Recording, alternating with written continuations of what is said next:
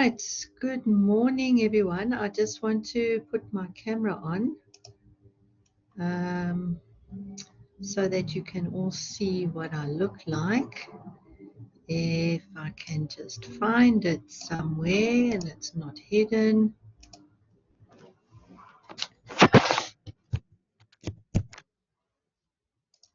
Video preview, it's showing me, but it won't allow me to share my video. Okay, let me just stop sharing my screen and let's see if that helps a bit. No. Okay, I'm not too sure why my video is not allowing me to see what is going on here. Okay, never mind.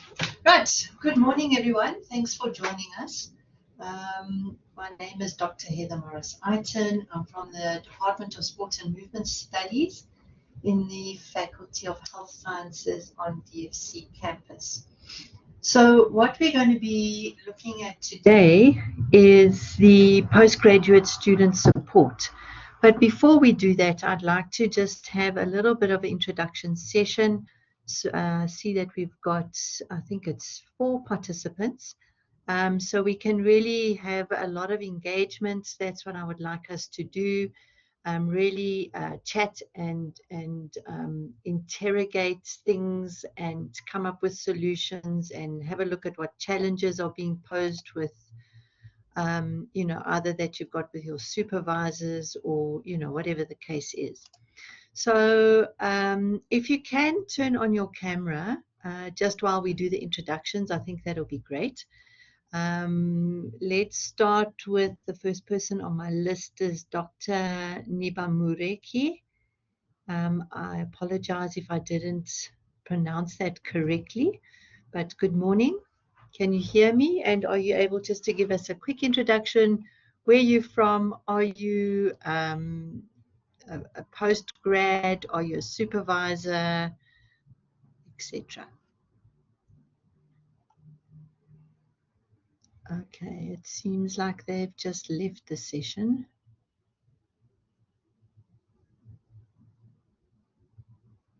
Okay, they've just left. All right, then let's move on to Lewis. Lewis, good morning. How are you doing? Do you want to give us a little bit of an introduction? And if you can, put on your camera. And don't forget to unmute. Lewis? All right, good morning. My name is Louis Yusuf. I'm a postdoctoral research fellow in the Department of Chemical Sciences. Okay. Yes, I'm in second year of my postdoc. Thank you. Awesome. Are you busy? Are you supervising any students? Yes, I'm co-supervising a master's student with my host. Okay. Is it how many master's students are you co-supervising? Just one. Just one. Okay, that's great. Good. All right. Welcome, Dr. Dr. Nibamureki. I see that you're back. Would you like to just give a brief introduction? Good morning, everyone. My name is Nibamureki Marie Clementine. I'm from the Department of Zoology. That's where I'm doing my postdoc. Currently, I'm co-supervising 2 master's students. Yeah. Awesome. Great. Okay. Thank you. Welcome to the session. The next person that I have on my list is Olawumi. Again, please excuse my pronunciation. Good morning. Good morning, everyone. I'm Dr. Olawumi Shadari. I'm from the Department of Chemical Engineering at the University of Johannesburg, and currently I'm supervising 4 honor students. 4 honors students. Thank you. Okay, great. Good. Sorry, you said you're also a postdoc, is that correct?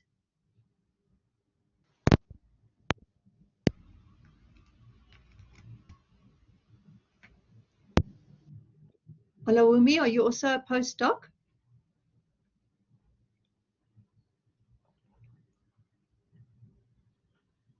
Okay, we'll get back to that. And then Robert, good morning. How are you doing? Good morning. I'm doing fine, thanks. I'm Robert Warmbier. I'm senior lecturer at the Department of Physics at APK. I have supervised, or rather co-supervised, about half a dozen-ish PhD and MSc students in the past, and I'm currently supervising a PhD student with a rather slow progress, I must say, unfortunately. Yeah. But I have some experience with supervision. Yes. The supervision. Okay, that's awesome. Great, welcome. And I see that Tolu has just joined us. Good morning, Tolu. If you could just give us a brief introduction, what department you're from, are you a postdoc, and if you are supervising any students, and if you can, just put on your camera very briefly so that we can see who you are. Unfortunately, my camera is not working, otherwise I'd have it on. So, Tolu, good morning.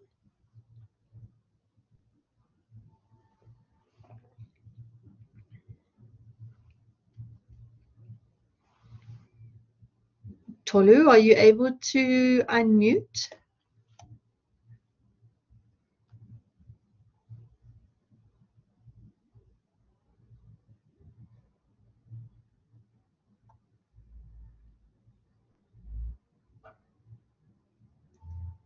Tolu? Okay, it seems that there might be a bit of an issue there. All right, so I think what we have amongst us are predominantly postdocs. We've got a senior lecturer, but it's mainly you are all involved in supervision. And so what we'll do then is I'll just change it around a little bit. And instead of coming from a student perspective, I'll come from a lecturer perspective or from a supervision perspective, and see the kinds of supports that either that you're aware of or that you provide to your students. So I'm going to share my screen, and I want to make it as interactive as possible. And I have to be very honest. Doing things online is not my best way of presenting. I really do prefer to be hands-on and having contact sessions. But be it as it may, I think we'll do the best that we can under these circumstances. Right, so I'm just quickly going to share my screen.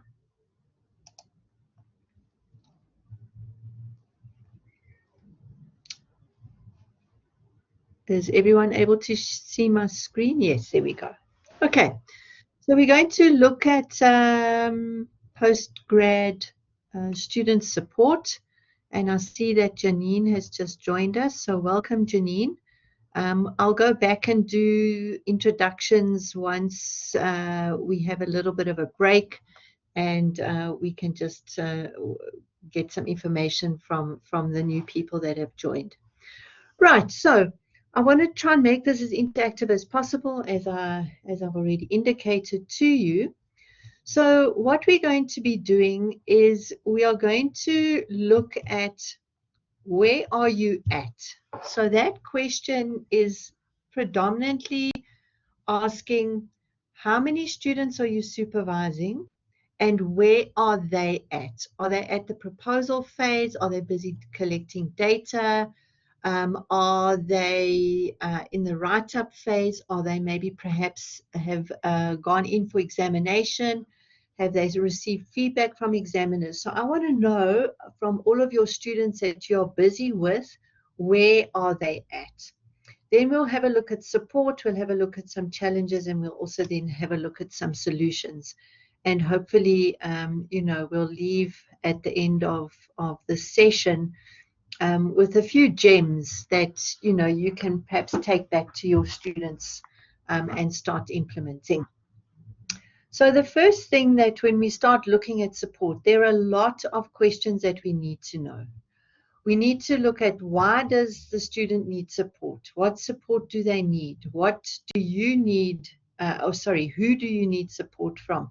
Is support readily available, and where would you go to get the support? So these are our student questions. However, as a supervisor, and especially, the postdocs, if you've just come into UJ and you've just started with some kind of supervision, I know, who was it? Dr. Olawumi is busy with 4 honors students.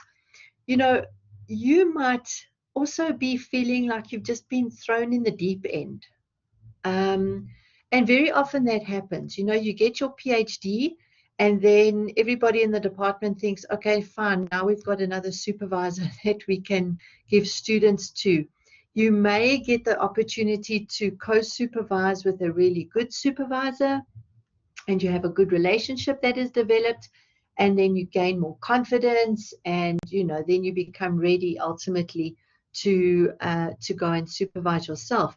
But sometimes that doesn't happen, and you land up being with a supervisor that's either too busy, that doesn't provide any kind of mentorship for you, and you really do find that you're in the deep end, and it's like, okay, well, I guess I'm just going to try and find some floaties while I'm busy treading water, and hopefully that I've got a snorkel big enough that will give me enough air while it feels like I'm busy drowning.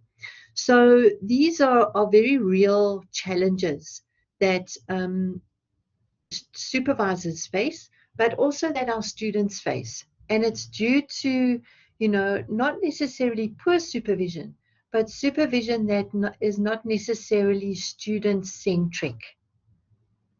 Okay, and again, we make a lot of assumptions around our students that are coming into the postgrad level.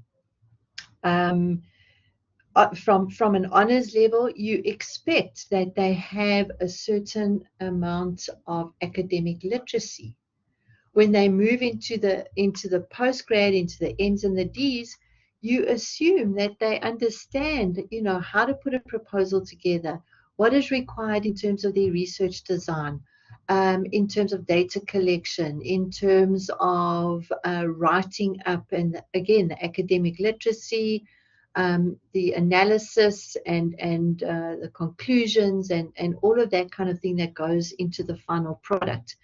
And so with those assumptions, we sometimes fall into the trap of not being able to support our students enough.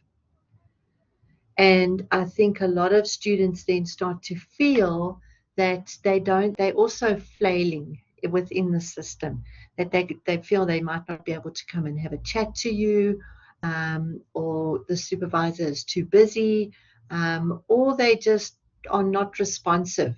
And I think, Robert, you said that you've had some experience of students that aren't really responsive. I think you said you've got one now that is making really slow progress, and we'll go into that, and we'll try and see why and what we can do and all of that kind of thing. Okay.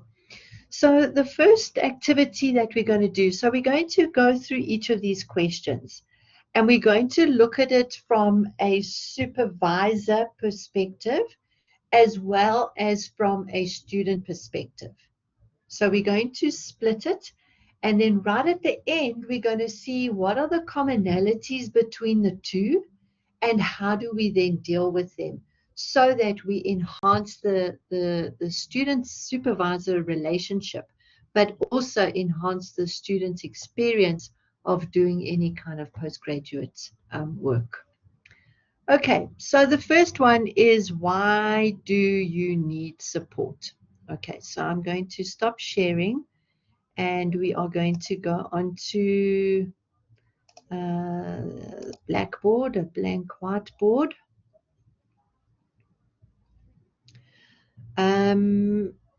Tebogo, is everyone able to participate in doing this exercise? Have you given them the correct access for everyone to do this?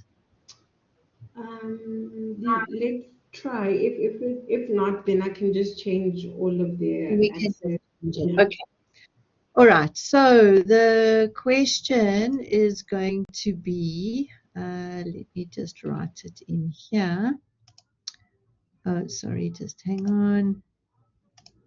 In the text box. So what you do is you just click on the little text box, and then the question is, why do you need support? Okay. So what I want you to do is just break that down into two phases. So do you need any support as a supervisor? And tell me why you think you need that support. And then do you think your students need any support? And why do you think they need that?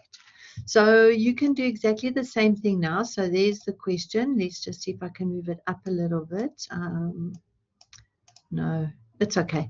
So you can just use the little text box there and put in your answers. You don't have to put your name or anything, but let's just spend maybe the next 5 minutes trying to answer that question. Let's see if we're able to do this.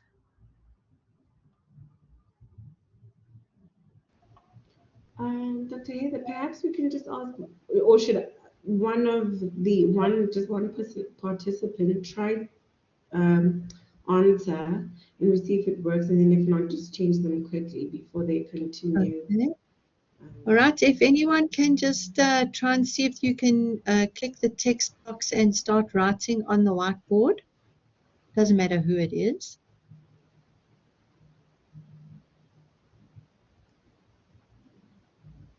Yeah, there we go. Great, seems to work. Okay, so let's answer this question.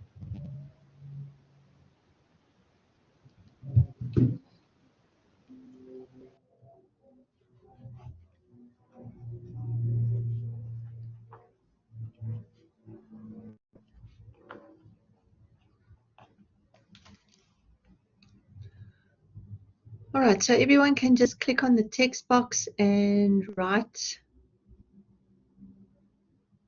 some kind of response.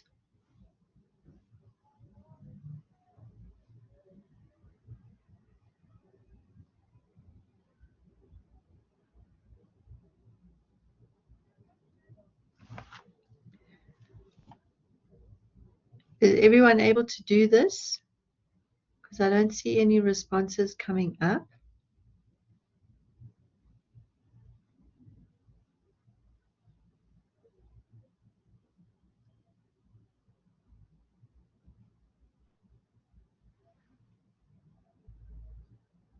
Okay, so some students have no previous knowledge. Support might be the wrong word. Okay.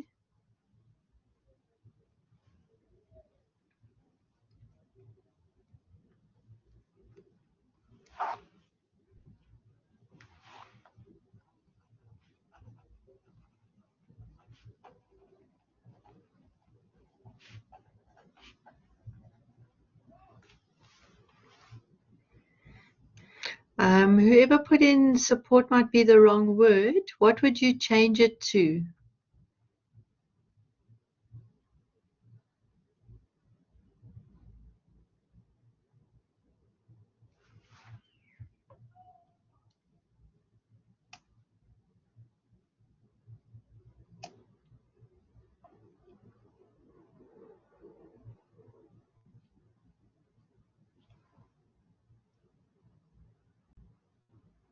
Support might be the wrong word, but I struggle with being pushy as a supervisor. Okay.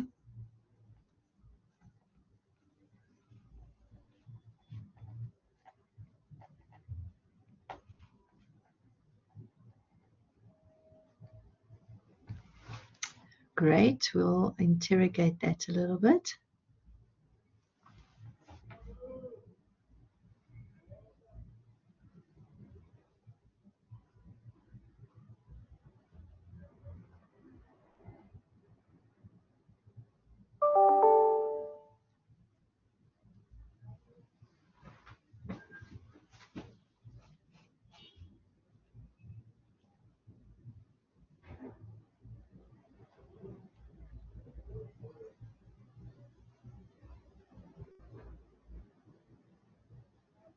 Okay, are there any other responses?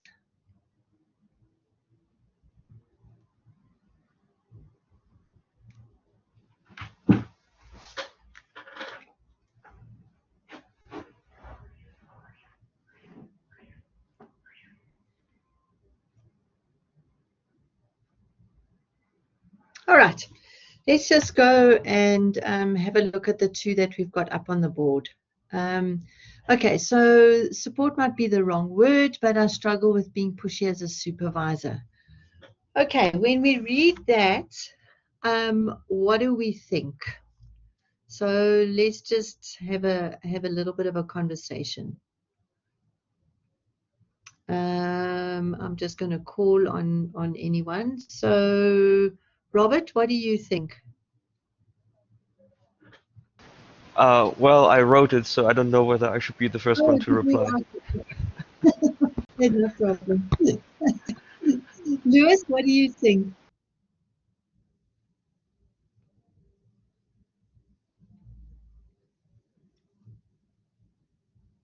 Lewis has gone.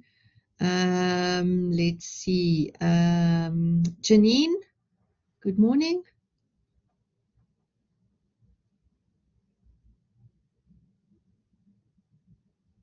Yeah, some departments and faculties do things differently. Some use a theoretical framework, others only use a conceptual framework, others use both. Yeah.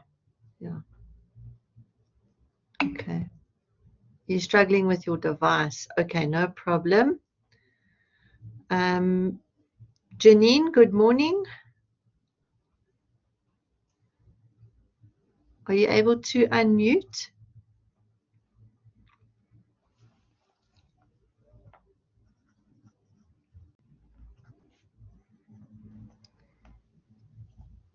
Can you hear me, Doc? Yes, we can. Good morning. How are you doing? Good morning. Morning, everyone. I'm well. Thank you. And yourself? Good, good. I was just busy typing there, so I just wanted to know if you could please repeat the question. Okay, so just quickly, while we've got you speaking to us, which department are you from, and are you busy supervising students at the moment? I'm from the Department of Science and Technology Education. Okay. I am currently co-supervising a few students, yes. At the M or the D level? Honors. Honors. Okay. Okay, Yeah. cool. Okay, awesome. Good. All right, I'll leave you to continue with your. So basically what we were looking at is when we start looking at student support or even support for supervisors, we need to identify why do we think we need support. So why do our students need support? And we'll look at what kinds of support. We'll also then interrogate and look at what is it that supervisors need. Because what often happens is that, you get your doctorate and then within the department or within the faculty, they think, okay, you are now ready to go and supervise. Sometimes you don't even get an opportunity to co-supervise and you're kind of just thrown in the deep end. So we're going to split this into from a student's perspective and also from a supervision perspective. So when I say why do you need support, it could be from students, and we've already got students don't have the academic literacy in terms of the literature review. We've also got there that some departments and faculties do things differently. And then, student needs support because undergrads don't prepare them correctly. And I fully agree with that. I don't think we do a good enough job at the undergrad level when they come into the master's program. And I think this is where all the assumptions lie. So we assume that they have some level of academic literacy from undergrad into the honors. And then we make even bigger assumptions from the honors into the masters, and then those assumptions continue from the masters into the D. And that's why I think, as students, students really struggle because they don't necessarily have that academic literacy. And then supervisors also struggle because what we then tend to do is we are just remediating all the time, and either using the writing center or trying to give students additional reading or getting them to read more, and things like that. So it becomes a big struggle for supervision, but also for the students as well. Okay. All right. So, Robert, I just want to go back to your statement there where you said support might be the wrong word, but you struggle with being pushy as a supervisor. So, do you think that you need to be pushy as a supervisor? I mean, can you give us a little bit of context with that statement? Sure, pleasure. Right. So I think yes, student-supervisor relationships are always tricky, and it's very difficult to find the right balance. And I think I'm a little bit on the one side where I'm, say, too friendly with my postgraduate students. I do not know whether that then means that they, in quotes, don't respect me, but I'm not very good at making people do stuff. Um, I would have a pleasant meeting with my students. We would talk about the progress. We would agree on a plan. But if they don't follow up with the plan, I'm not the kind of person who would yell at them. I mean, I know we shouldn't yell at them anyway. That's not the point. But I don't know. I can't. I'm not the strict person who can then tell them, look, what you. I can tell them in a very calm way. Look, this is the progress you need to make so that you can finish in time. But I don't have the skill set to to force them into things they don't want to do, in a sense, which so sometimes supervisors can't just be friends. That's what I'm trying to say. You have to be, you're basically their boss in a way, and as a boss sometimes you have to be strict, and that is something which for me is a bit difficult. Yeah. But this is from I think this comes from how I was supervised in the past. I think many of us, we try to subconsciously, we have a similar supervision style to the people who supervised us. And my PhD supervisor was basically very hands off. We would meet very often and we would discuss, but he basically left my motivation to myself, and I had to basically make my own pace and my own projects. And I think now I'm not really able very well to get out of this to be more, because many students we have here are not working with this. They have very little intrinsic motivation, and basically they, at least in my department, most students do say a PhD or MSc because there's a bursary and money, and they need the money. And so I struggle to deal with that kind of attitude. Right. Yeah. Does anyone else have those similar issues with their students that they are supervising?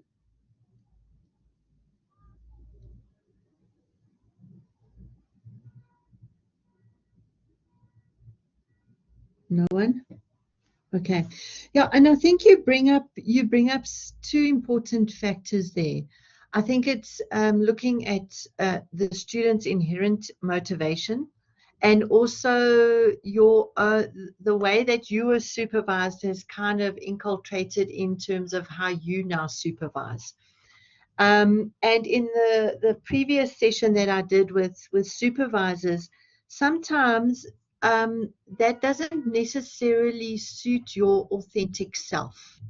Because I think as a supervisor, you need to be authentic and you need to be you. You can't be somebody else because you think that, I was supervised this way, therefore I need to supervise in the same way.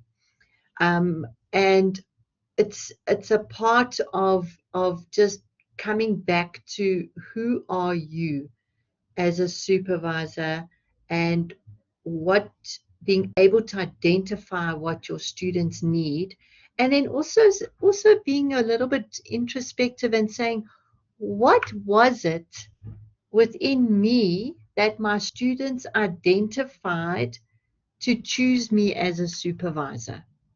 Okay, sometimes students don't get that choice, or you don't get a choice. It's just, they're in your field or whatever the case is, and students are there. But generally, students will be attracted to you as a person, to you as a supervisor. And so when you struggle with, and I love the way that you say you're the student's boss. I really like that, because I think that is basically what you are. And I've never thought about it like that. You've got to give them guidance, and you've got to be able to draw the line. And sometimes that line is very thin. Yes, I also go out and I have coffee with my students, but they're not my friends. And they know that the line, where the line is.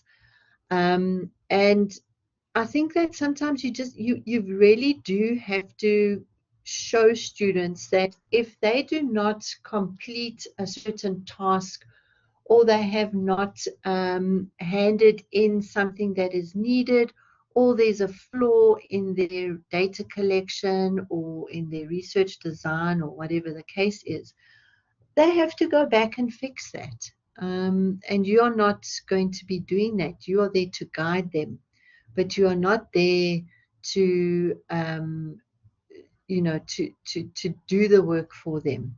And I think sometimes students also expect that they come into the supervisory process, or the postgrad process, expecting a whole lot of things from supervisors that are not necessarily realistic. And this is where the student supervisor document becomes very, very important, because you have to set those boundaries. And there are a lot of expectations from the students, and there are also as many expectations from you as a supervisor. So can I just ask, you can just put your hands up, how many of you have signed the supervisor student supervisor agreements with your students? You can just put your hand up. Okay, Robert, you've done yours. Is it a compulsory thing in your faculty, Robert? I think so, yes. Okay. Anyone else?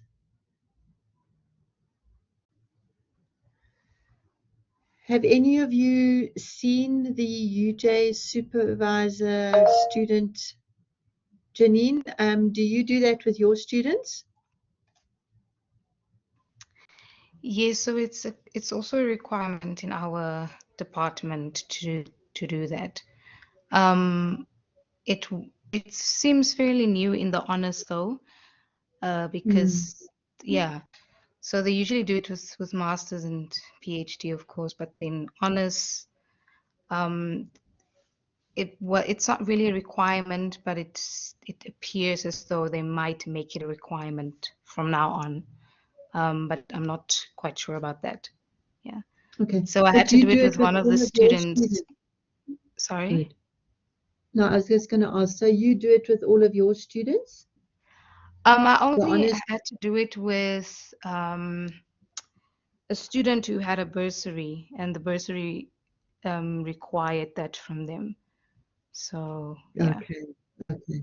Yeah, I think sometimes the NRF puts out something like that. So Yeah. Okay. All right.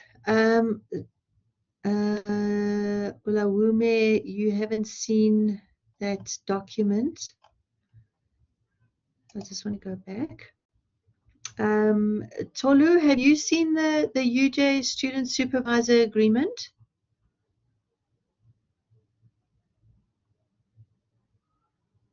You can just put it in the chat if you like. And I see that we've got Chinedu. Welcome. Have you seen the UJ Student Supervisor Agreement?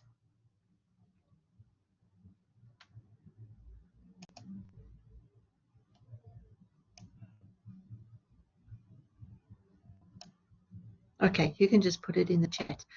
Tebogo, can I just ask if you could note that we just send everybody a copy of the UJ Student Supervisor Agreement, just so that they've got that. Noted, thank you. Thank you, I appreciate that. Okay, so you'll receive from Tebogo the that agreement for you to have a look at. It's a very, very worthwhile agreement to have, and I'm surprised that some of you haven't seen it, especially at the postgrad level. I know in our department we don't expect it from our honours students, although as Janine quite rightly said, sometimes the NRF send out a form that is an agreement either between the department and the student, or between the student and their supervisor. But the student supervisor agreement is extremely beneficial because it assists with setting those boundaries. Robert, do you ever go back to that agreement and remind Um, students of their obligations? I rarely have to. So Okay. I think with the 9 students I had so far, I had to do it once, where I had a student who basically went missing in action, because he found a job and then got married and so on, and got a kid, and he basically disappeared while still being on a bursary. And that was basically the only time that was required. But usually, um, so what I always do, independent of the document anyway, before I take on a student, I would sit down with them, have a long chat, just to make sure that the personalities match. Because I find this is the most, or one of the more important parts of supervision, or supervisions I saw go wrong with other colleagues, is when the characters clashed all the time, and this just is a toxic environment and it doesn't work. So usually there is no such problem that I need to refer back to the document. It's good to have. It's always good to have, just in case, because all these things are already cleared up beforehand, and the responsibilities of both sides, I think, one should discuss anyway, independent of the document. And of course, one can make one's own document as well, right? One does not just need to stick to the UG provided document. You can have further document or further extension drawn up and add your own items, if that is necessary. Yeah. Yeah, correct. And I think that's also important, especially when it comes to, maybe within the pure sciences and you're working in physics, where additions to that document might relate to certain protocols in the lab, or, equipment use, or, things like that. So, yeah. All right. So we'll get back to that. What I do want to, all right, so thank you for this. I think that's been quite helpful. I just want to share my screen again and just show you this very quickly.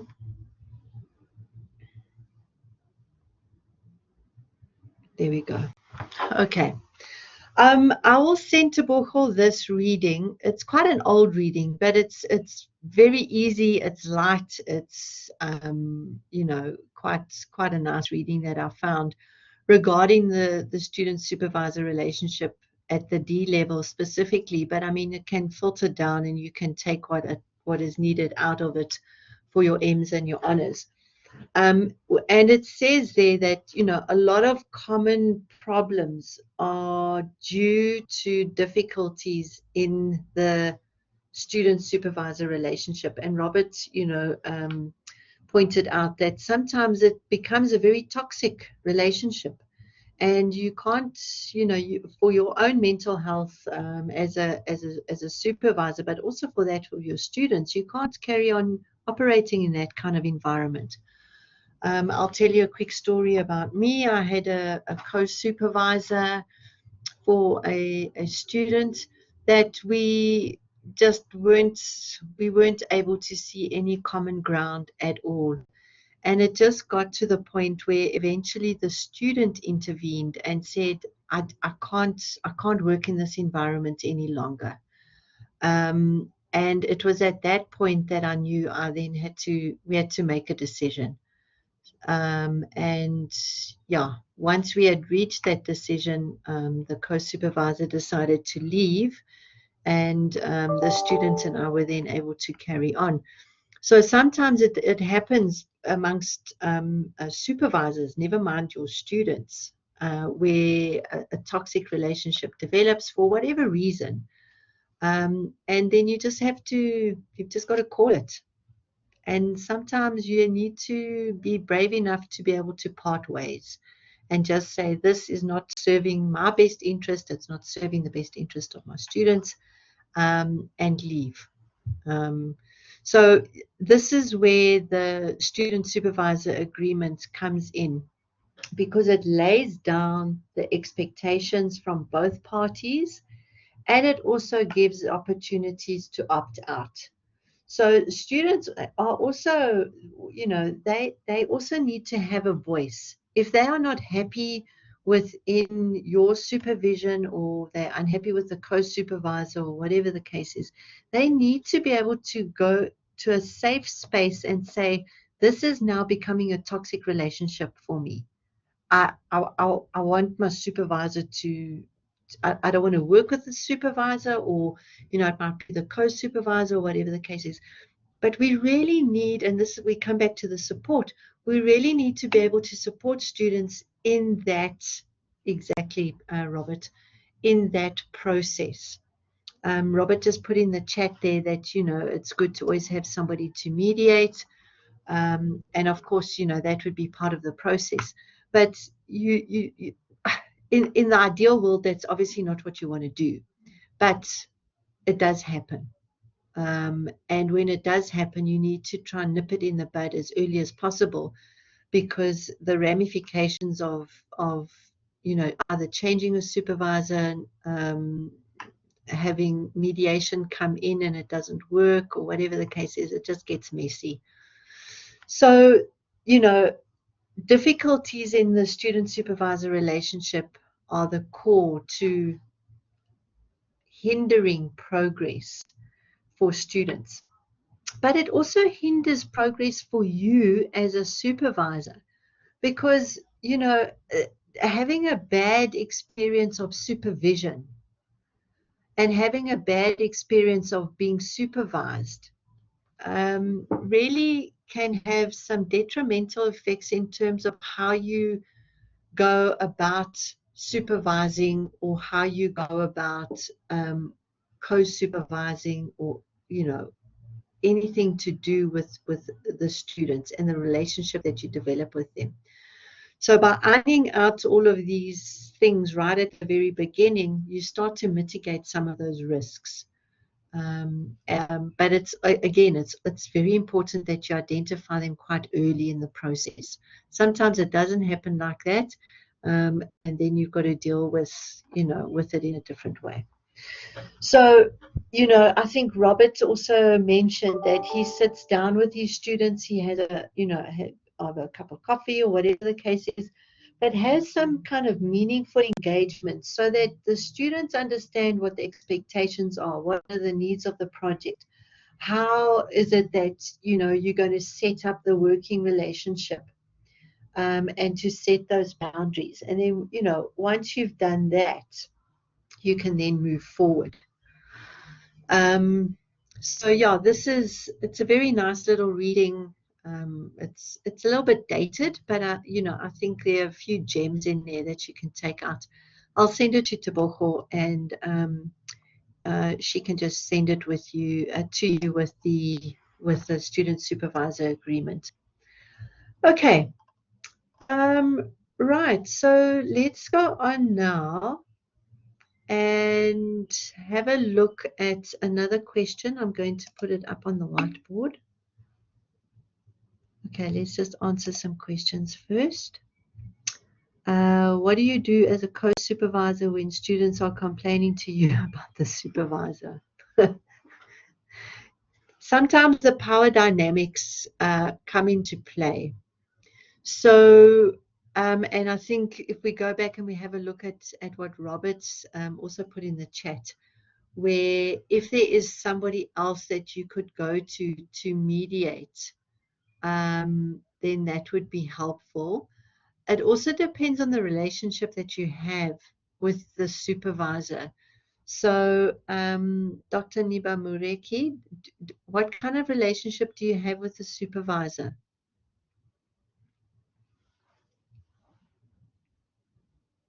Are you able to unmute?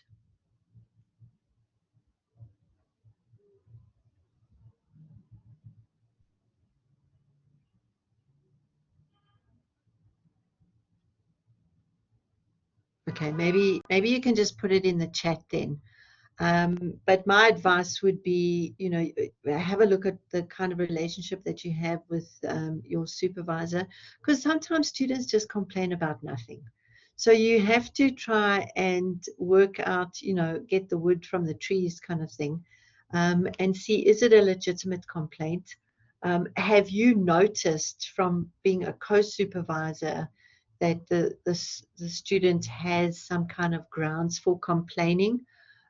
Or is it something that maybe you can just deal with? So you're having problems with your Wi-Fi. Okay, no problem. It's fine. You can just respond in the chat. But I think, you know, when we look at support for us as supervisors, you know, it's always good to have somebody either in the department or somebody in the faculty that you can just bounce ideas off. And if things are starting to look like they're not working out, or, you know, there's issues, or, you know, just to chat to somebody. Sometimes when we're all so stressed and we've got a heavy supervision load, sometimes it just helps to talk, and go and have a cup of coffee with a colleague, and usually then, you know, things work out. If they don't, then, you know, you either got to go take it further. So depending on how the research is structured in your department, you might have an opportunity to go and chat to your HOD, or perhaps to the person who's in charge of your postgrad studies, or, you know, it might be somebody outside your department or even outside your faculty, to have a chat to and see how to deal with issues. Okay, so I want to go on and just share another screen with you. Sorry, I'm just trying to quickly do this. So there we go. Right, so let's just get rid of all of this. Oh, sorry, I've just clicked the wrong button. I want to delete all of these. Okay, let's just delete, delete, delete.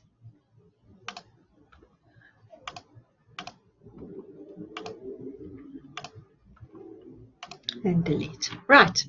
Okay, I'm going to put up another question for us to have a look at.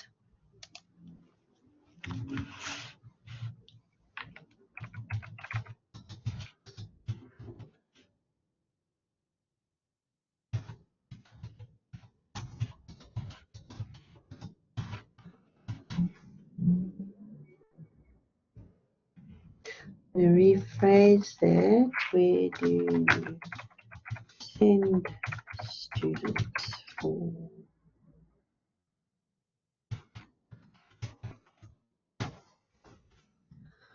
Okay, so this is quite a broad question that I've put up there. So as a supervisor, first of all, you need to understand, or you need to identify, what kind of support does your student need? Is it academic literacy support? Do you need to send them to the writing center? Do they need to go on and do any postgrad courses from the, you know, through the postgrad school, etc., etc.? So I want you to just have a look at where you would send students to and what specific support are you sending students for? Okay, so let's just take a few minutes to do that. So where do you send students? Okay, and what kind of support are you sending them for? I'll give you like 3 or 4 minutes to do that.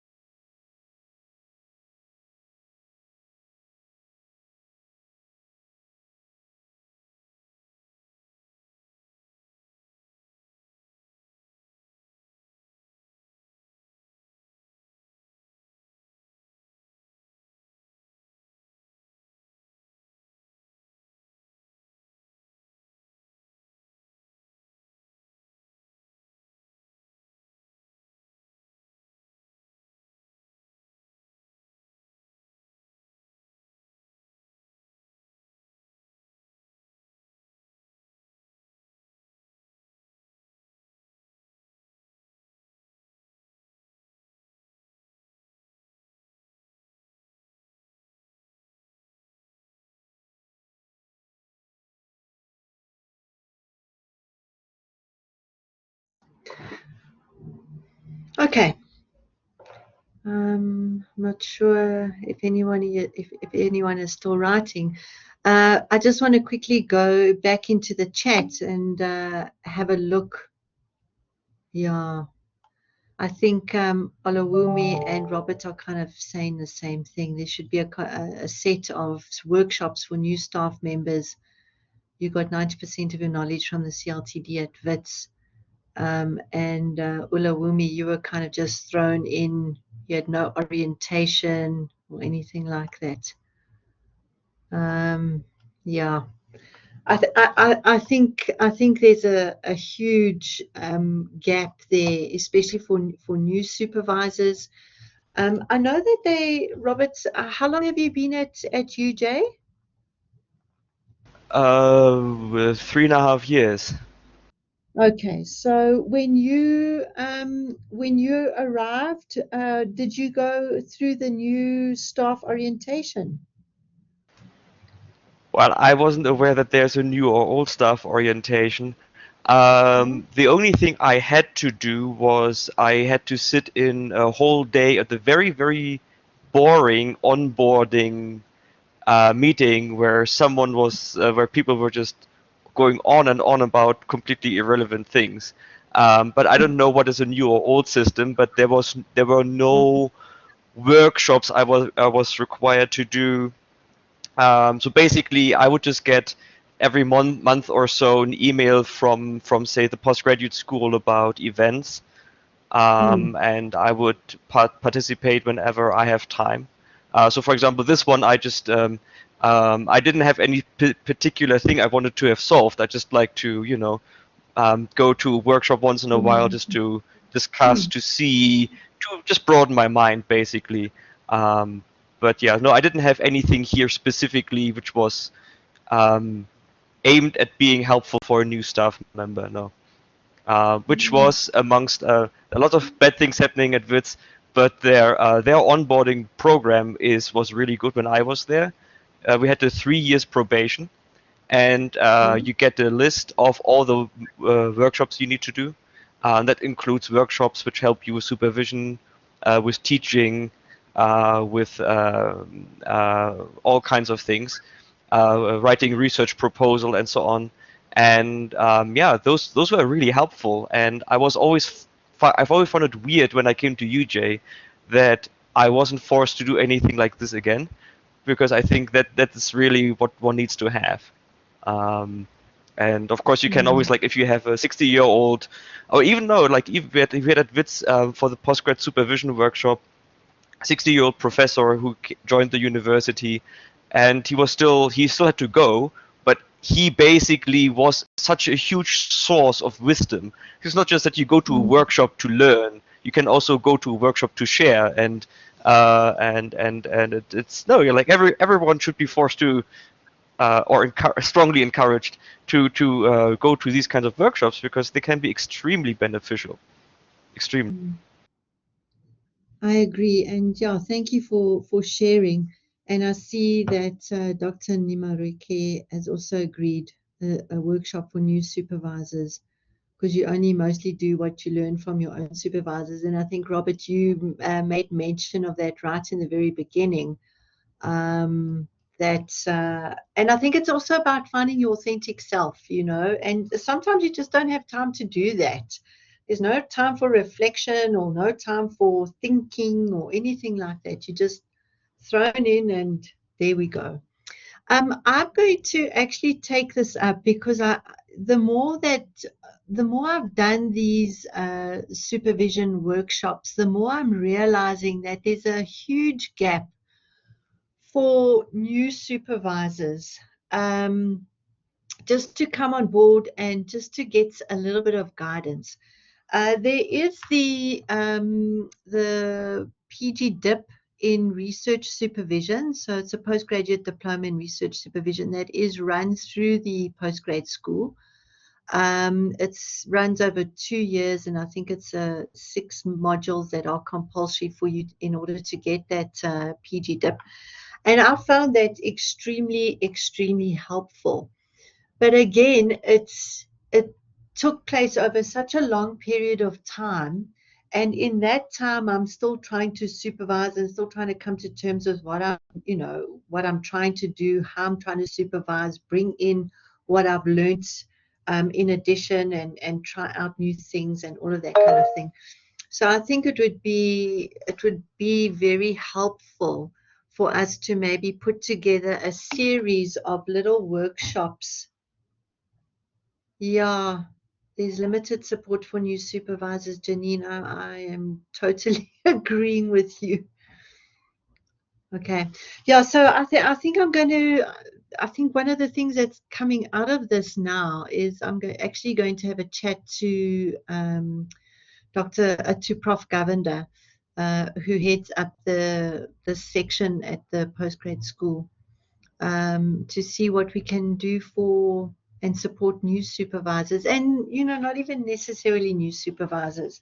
I think as a supervisor, you gain experience with each student, but you also learn so much more from others. And that's why I love to go on these workshops, and I also enjoy hosting them. So yeah, I think that's definitely something that I'm going to bring up, and we'll see if maybe we can get some of them going in the second semester, and then start putting it as a I agree, Robert. It is a huge time investment, but if you have got it, if you've got a bit of time to do, then some of those modules are really, really excellent. Okay, let's have a look. Time is my enemy. I think time is all of our enemies. The Postgrad School Writing Center, how to structure an argument, language. They provide workshops that assist with every stage that students are. Also send them to the library. Yeah.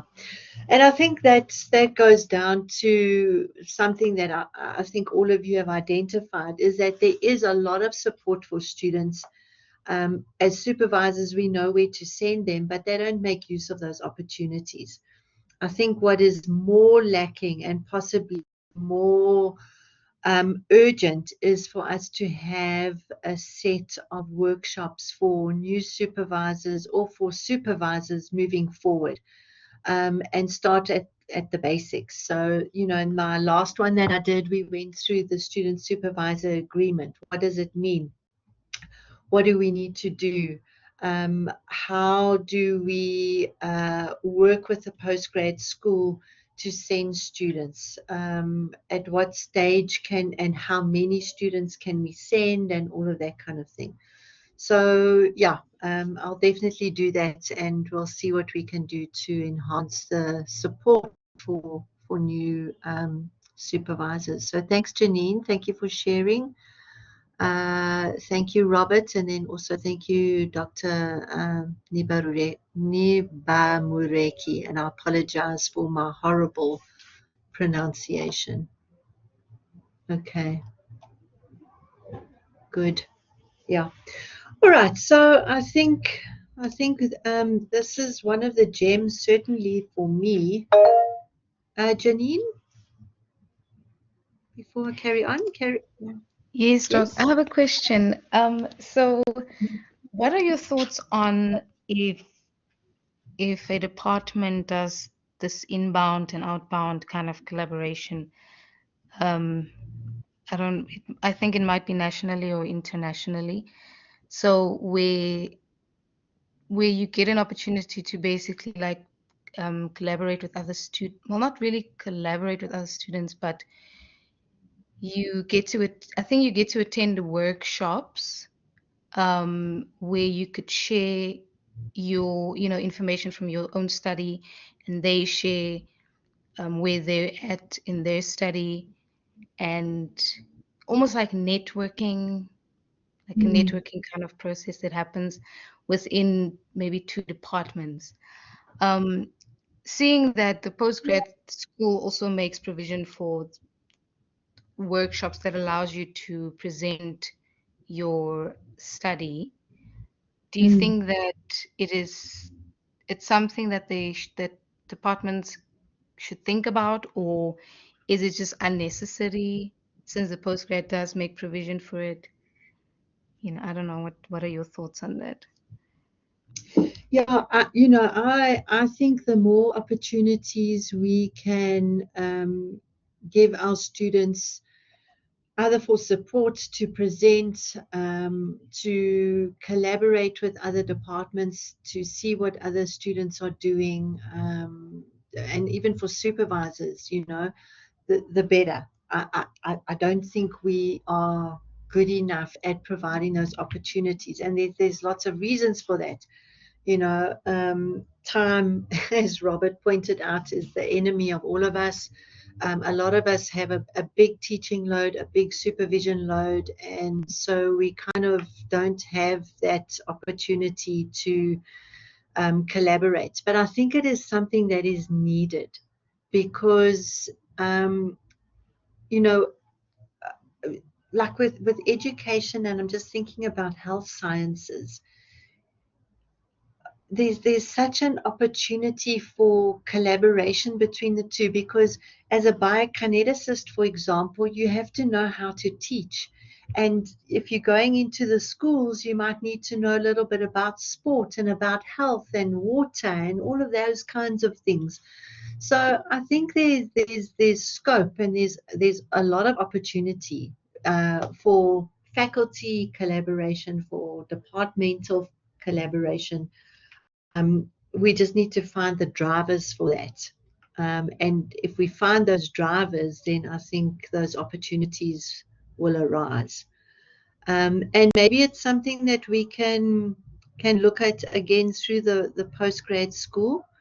I'd have to go and bounce some of these ideas off, but I am in agreement that whatever collaboration, whatever cooperation, whatever additional opportunities we can, have for our students, for supervisors, the more, I think it will just start raising the bar of our postgrad output. So yeah, that's what I think about that. But Janine, is there a program in education where this happens? Yeah, so in our department, they have started talking about that. Mm.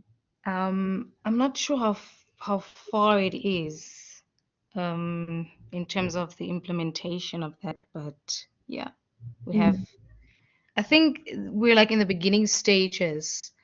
It's not so we have different units within the department. So in my unit, it hasn't happened yet, but so that's in the maths unit. But in the science unit, they've started to implement it. So I can't say much on it. Yeah. Since I haven't engaged in that with something like that in my own unit. Yeah. So I just wanted to know your thoughts, because I think it's something that I also agree that the more they do it, the more they get these opportunities to present their own studies, I think the better, because it will help them to understand what they're doing even better. So yeah. Yeah. Do you have like a research day for your honors students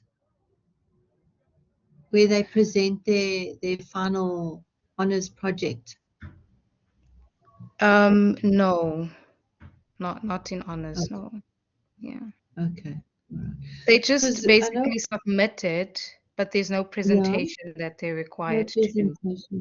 Yeah. Okay. All right. Yeah, because I know in our department with our honors groups, we've got honors in sports management and in sports science. They get an opportunity to present their systematic reviews, and we bring in external examiners, and they work in groups, and each group then has to present. Robert,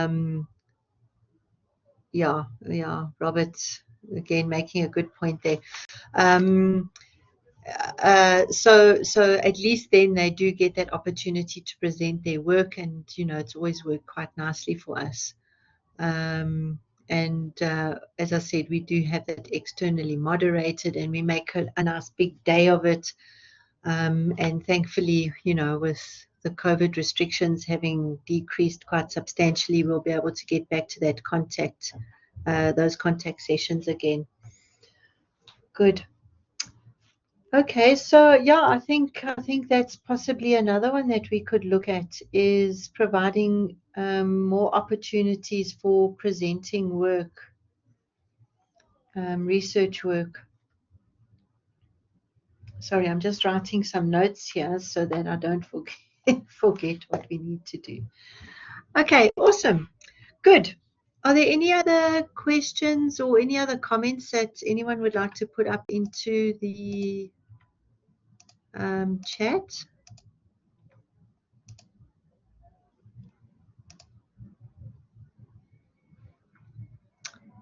Right. Okay, so what I would like to do now is, let's just have a look. Let's see if I can. Departments don't get feedback on usage of the postgrad school. Robert, I'll just wait for you to, and library workshops. Okay. Tebogo, are you able to respond to that?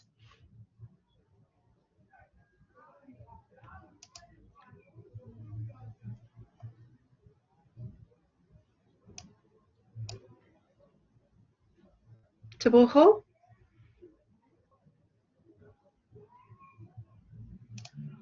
Tebogo might have just left us. Okay, Robert, I'll have a look at that as well.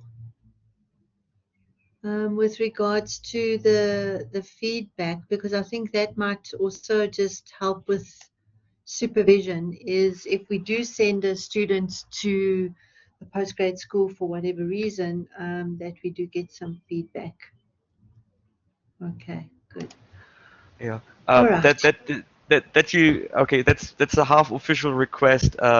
As deputy HOD, one of our problems is that we do not get any feedback for any of the additional offers the university gives. So we basically have no information about which workshops do students attend from our department, and we don't even know the public lectures whether they attend those. Although there are actually records, we know that we just don't get them. So we struggle a lot with different issues in our department regarding postgraduate students, not just supervision per se, but in terms of their performance. And it would help us to know what of the offers they take, because it's very, of course, they're supposedly they're aware of all these offers. They might ignore them, but they're supposedly aware of them because they get the emails. I presume I get the emails, so probably they get the emails. But we don't know really what they take. And if I can see, okay, half of our honors class isn't able to read a 3-line question and identify what's said in there, and then they must see that they struggle with that and they don't take any opportunity which can help them improve their reading comprehension or whatnot, which unfortunately is still a problem at honors. Then of course we can say, look, that was your chance and you didn't take it. Why didn't you take this chance? You see that you struggle, but we don't have any data, and it's very difficult to make good decisions without data. Yeah, I totally agree with you. Yeah, and I think that's probably something, even if it's just once a month, that, the HOD gets stats from the postgrad schools. These are the workshops that were held, and these are students from your department that attended, whatever the case is. I think that would be helpful. Janine, I see your hand is up. Yes, I think in terms of it, when we talk about collaboration now, I think so. What we're doing for the honors group, we have now made a few workshops from the writing center. What is this word? Compulsory. Yes. Compulsory. Okay. Yes. So they have like a few workshops that they attend, and then there's a few assessments that they do throughout the year, and it does contribute a small percentage to their year mark, basically. So I think in that way they take it a bit more serious, because the thing is we saw that there was a need in terms of their writing. So we thought that it would be good to integrate that and to have the collaboration between us and then the writing center. So I think maybe I don't know how it would work though, but I do feel that when it is integrated, it might not necessarily work for masters and PhD, but for honors, yeah, there can be a way forward. Yeah, I agree. And I noticed that little laugh when you said integrated, and I was immediately thinking, I said to my students the other day, if I don't give you something to do for marks, you don't do it. And this was this was to my honors group, where I had them, do a little bit of writing, and I gave them some personal feedback. And I was just very blunt with them. I said, this is all part of the process. You have to know how to write. And the only way that I'm going to force you to write for me to give you constructive feedback is if I put a little mark attached to this. And the weighting can be, 2% or 5%, whatever it is. But if that mark isn't there, how many of you would do that task? And they also just laughed and said, yeah, ma'am, I probably wouldn't do it.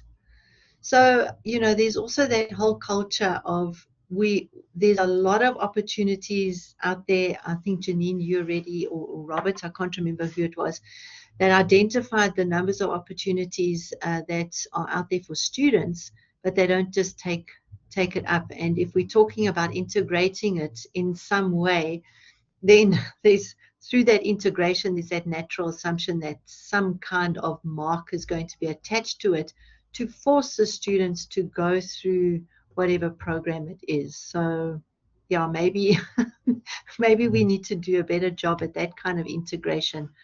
Yeah. Okay, so I think that's something that, again, we can maybe just have a look at, is getting the feedback. And perhaps looking at some cooperation and collaboration between departments, faculties, and the postgrad school, and even the writing center as well. I think that would be useful. So thank you for that, Janine. I appreciate that. Okay. All right, so I think what I'd like to do now quickly, just to end off with, we've identified a few challenges. We've also identified a few actions, and those actions are primarily going to come from me and go back as feedback to Professor Govender at the postgrad school.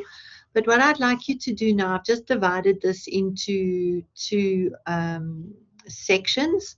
So on the one section, let's just try and think of additional challenges that we might have as supervisors. If there are any actions, and it might be actions that come from outside. So in other words, suggestions for the postgrad school, for the writing center, or whatever the case is.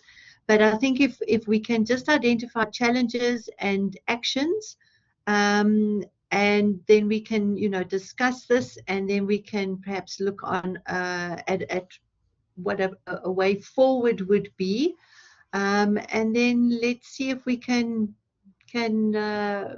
put some action to all of this for maybe the second semester, and I'll definitely take this forward. So, on the left-hand side of the screen here, if we can just put the challenges. I don't know why this thing. So whatever challenges you have, and then we can have actions here. All right, so I'll give you, let's say, until 10:30, just to put in a few things here. We can discuss it, and then maybe we can just, maybe we can just end with a way forward, and make sure that whatever plans we put in place, we can actually implement.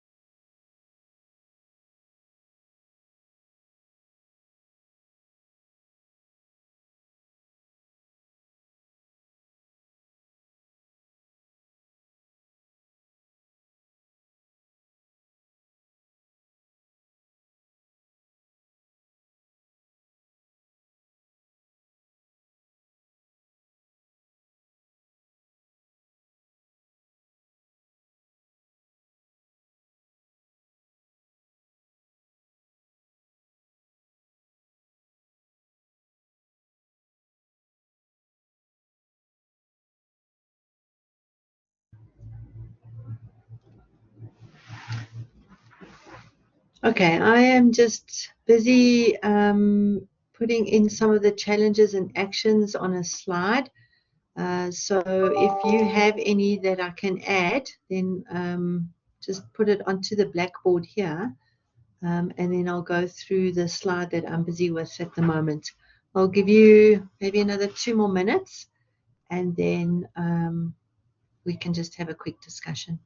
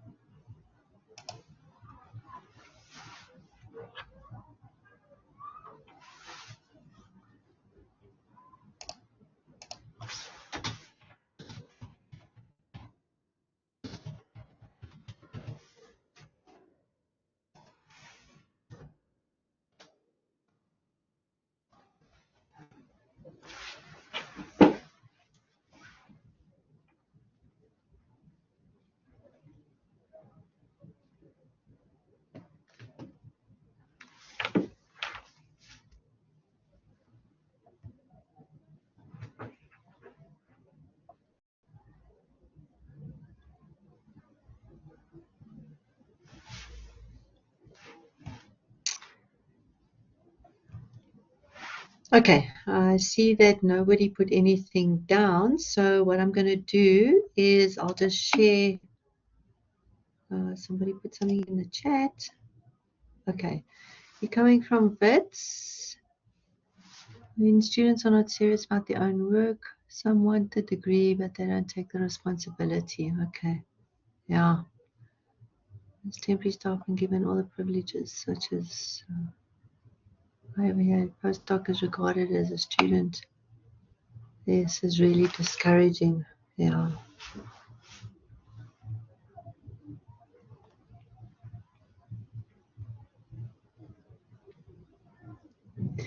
Yeah. Well, Awumi, I agree with you. Janine? Yes, sorry, I didn't quite finish what I wanted to say. So can I No, just no stress. Of course speak? you Okay, can. because it's quite a lot. No, so for me, I think what makes the supervision quite difficult is when students are not serious about their own work. So, Mhm. there are certain deadlines perhaps that they need to meet and then they don't do it, or they don't. So in our honors year, we do have lectures that they have to Mm, attend. Some of them don't even show up for the lectures. mm, And then you constantly having to encourage them, make use of my consultation times. If you don't understand the feedback that I give to you on the document, um, tell me, let's talk about it, let's discuss it.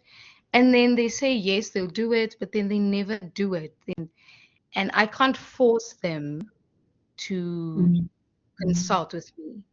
So I think that's really it's a challenge for me personally. Yeah. Yeah, and I don't think it's a challenge only that you have. I know within our honors group in my department as well. The students, again, they don't attend lectures, and then when they book appointment times for feedback, then they don't arrive. And then it's, all the excuses under the sun as to why they didn't arrive. And then they ask for rescheduling and, all of that kind of stuff. So, yeah, I agree with you. And I'm not sure if it's almost like a culture that is kind of developing within our student cohort around just not really taking things seriously and not really caring about or taking responsibility for their own actions. Because then what you find is, as soon as a student gets a low mark, then the first one's in your office, and then they're almost wanting and pleading for you to increase their mark or give them an additional opportunity or whatever the case is. And then it's almost like the blame comes back to you without them seeing that if you were in class, if you came to the feedback sessions, if you did X, Y, and Z, you know, you wouldn't be sitting in this position. So yeah, I don't know how we solve that, but we have exactly the same issues with our honors students. Robert, in your department, have you got an honors program? Do you find that there as well? Yes, we do have an honors program. We currently have about 10 students per year. We find that they are struggling horrendously. We find that they're unresponsive. We find all kinds of problems. Basically, our honors students behave very immaturely. As you say, they would not keep appointments. They would not keep whatever agreements have been made with lecturers or supervisors. They would submit assignments several days late, even though they had weeks to do them. All kinds of things, and we have we find that most of our honor students struggle passing their modules, but they don't take action. So basically, until maybe the last few weeks of the semester, when it's too late, they're very passive. And even if we force them to meet earlier in the semester and try to discuss with them the reasons for their lack of performance, they basically just say like, "Oh yeah, I promise I'll do better," and that's as far as it goes. And this obviously it's not going to work like that. They're not even willing to go deep into discuss the reasons for their problems, for them struggling. So we find it's getting worse in terms of attitude. Maybe it's a post-COVID thing. I do not know, but I can remember a few years back it wasn't quite as bad. Well, yeah. Yeah, I tend to agree with you about. I remember pre-COVID, we weren't really having all of these issues with our honors students. Janine, did you also find that? So I'm fairly new to Okay, no, supervision, so don't worry. yeah, so I didn't. So I don't have that the difference between pre and post. Yeah, kind of like I'm just in the post. Well, during COVID and then post COVID. That's where I'm at. Okay, Yeah. okay. Right. So, no, then that's fine. That's no problem at all. Okay, good. I just want to pick up on the postdoc issue. Olawumi, so you were at WITS and came over as a postdoc, and I think you said you're in the chemical engineering. So you clearly don't have a personal office, access to the phone, photocopying. Robert, can I just ask you, within your department, you said that you were the vice HOD. Do your postdocs have the same kind of issues that Olawumi is experiencing? Half of them. So parts of these things are up to the department. So for example, access to telephone and printing and so on, this is a departmental issue.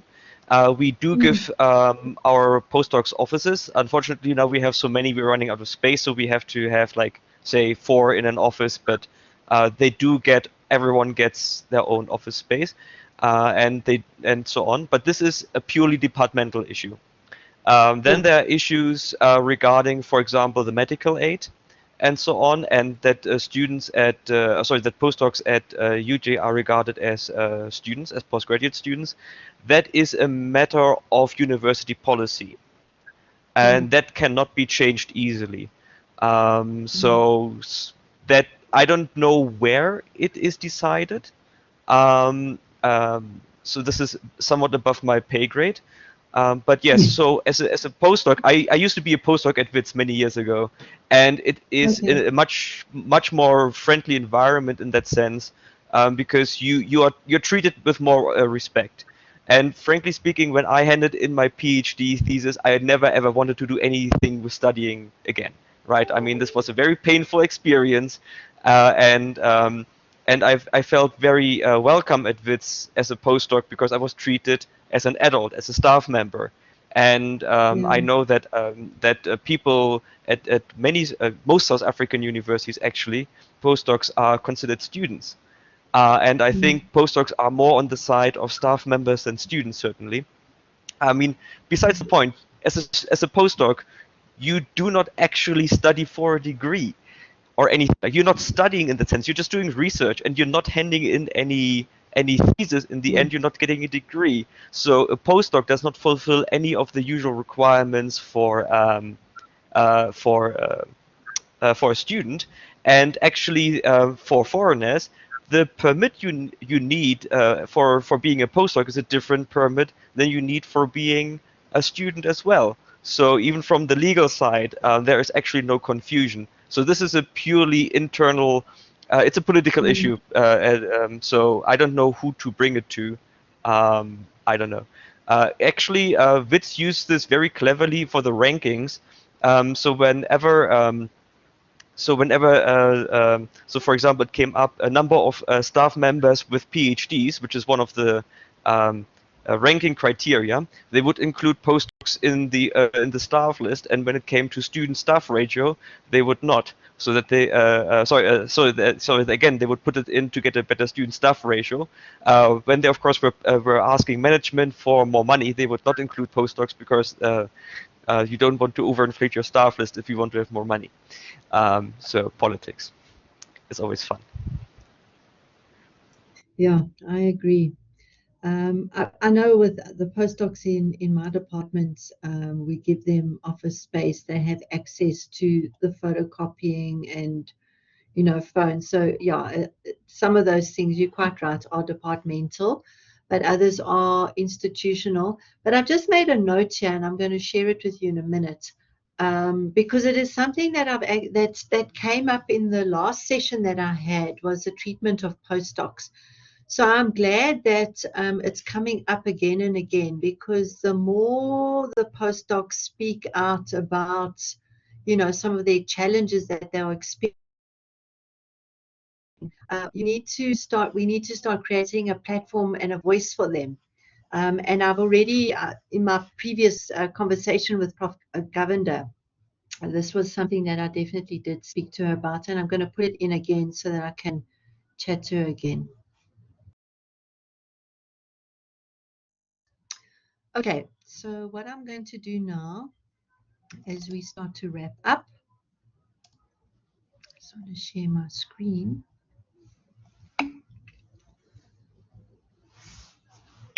Excuse me. Just hang on a second.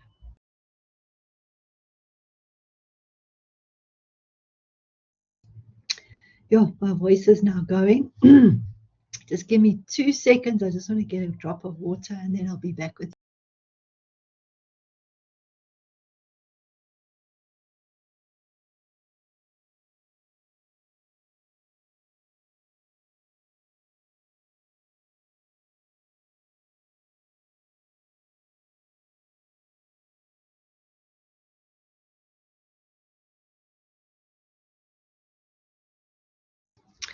Okay, there we go. Right, I just want to share quickly my screen.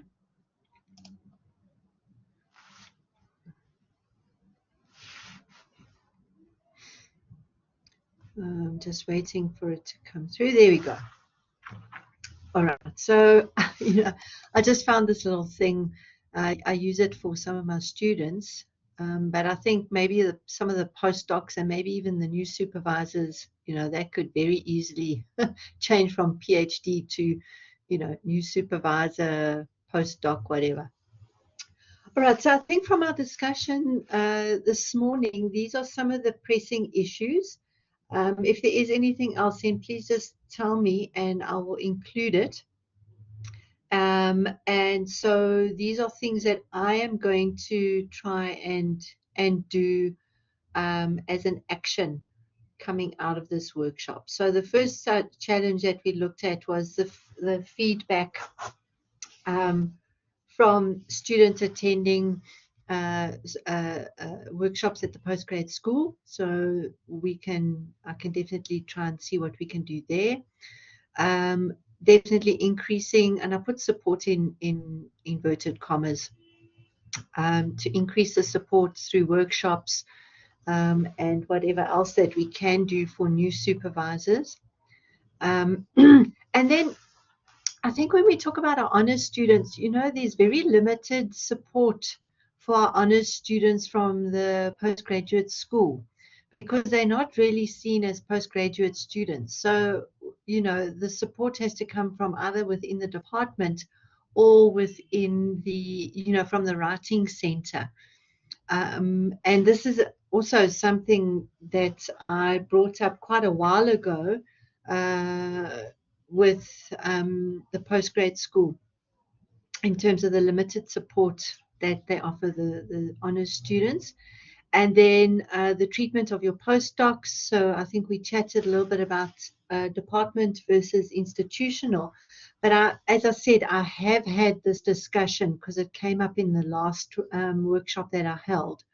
And I'll just bring it up again. And I think the more that I can, perhaps be a spokesperson for you, we might be able to see a few changes, which might make life a little easier for our postdocs. Is there anything that I've left out? Looks good. You okay? All right, good. Right, so this is what I'm going to do. With Tebogo, we will provide some feedback for you. And we'll definitely try and see what it is that we can do with these action points here to deal with some of the challenges and issues that we have identified through our discussion this morning. Is there anything that anyone would like to bring up before we close? Tebogo's just put some feedback form that you can just complete online. If you wouldn't mind just completing the feedback, Tebogo. That's it. Yes, you already spoke about the evaluation, so I think that's all. And then I've just taken note of the two documents that we need to send, which is the reading by Paul Gill and the student supervisor agreement. Is that so? Yes. Great. Do you have? No, I think that's all. Do you have both of those documents? I'll check because I think I might have used them in the previous session. Yes, so you may that's what I thought. So I'll just verify quick. Okay, all right. If you're missing any one of them, then just let me know and I'll send it through to you, and then Tebogo will send it on to all the participants this morning. Okay, good. Well, if there isn't anything else, has anyone put their hands up? There's nothing in the chat.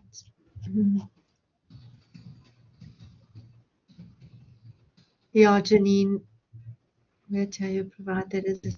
Yeah, okay. Now I'll definitely, because I've noticed that with our students. So, and I'm glad that you brought it up as well from your perspective. So again, these are things that I can take forward to Prof. Govender, and we'll see what kind of action can come out of this. But I think the more issues, the more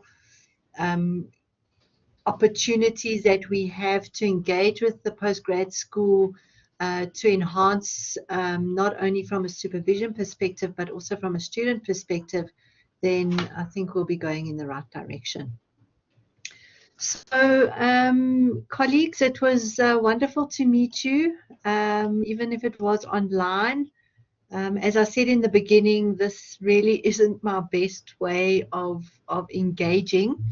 And I do hope that maybe in the second semester I can we'll have a follow-up perhaps of one of these, and that I will get to meet all of you in person.